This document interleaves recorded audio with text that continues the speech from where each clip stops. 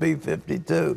All right, George, what's next? Okay, Pat, we move to a part of the world that always seems to be in conflict. We're talking about the Middle East, where there are two allies who are pitted against each other. It's happening in northern Iraq, where Iraqi forces worked together with Shiite militias backed by Iran to drive out the Kurds. That all sounds confusing. Trust me, it is. They are trying to drive them out of the rich oil town of Kirkuk. As my colleague Chris Mitchell explains, the move represents a major blow to the Kurdish regional government, a setback for U.S. interests in the region, and a boost for Iran's goal to dominate the Middle East.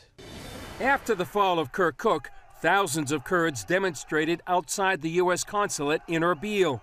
They protested the lack of U.S. response to the Iraqi army and Shiite militias' military campaign against the Kurdish government. It's an astonishing coup, in a certain sense, by the Iraqi government, supported by the Iranians, a very major blow to the Kurds. We're not quite sure where this will end, but certainly right now the Kurds are in retreat. Middle East analyst Jonathan Spire explained Iran is the power behind the military campaign of the past several days. The Iranian role was very prominent and openly declared. That is to say, the leader of the Quds Force of the Revolutionary Guards Corps, General Qasem Soleimani, was in Kirkuk in the days preceding the Iraqi and Iranian military move. Before the offensive, Israeli Prime Minister Benjamin Netanyahu told CBN News Iran's goal is to build a Shiite Muslim arc of power in the Middle East. What they want, from Tehran to Tartus,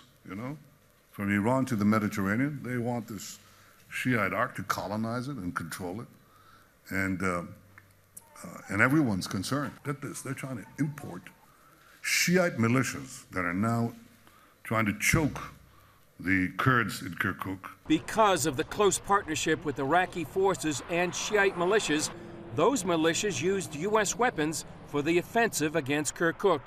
And we saw a situation in which the Shia militias were operating the state-of-the-art Abrams tanks, the best US-made tanks in the world, against Kurdish forces who had nothing like the same level of anti-tank capacity. I think from the point of view of the US taxpayer, I wonder how the US taxpayer would feel to know that, his or her hard-earned dollars have basically gone towards equipping a fervently anti-Western Shia Islamist militia force. The Kurds proved the U.S.'s best ally in the war against ISIS. During the recent referendum for Kurdish independence, retired U.S. General Jay Garner told CBN News how the Kurds can be a vital U.S. ally against Iranian expansion. Strategically, this is one of the best locations in this part of the Middle East for us to have an ally. And we could have a strong U.S. ally. That's why the Iranians are against us. They don't want a strong U.S. ally on their border, which is what the Kurds are. It would be like a carrier stationed in this part of the Middle East, a U.S. carrier. One of the few countries to stand with the Kurds has been Israel. CBN News has learned Israeli Prime Minister Benjamin Netanyahu has been calling world leaders to stand with the Kurds.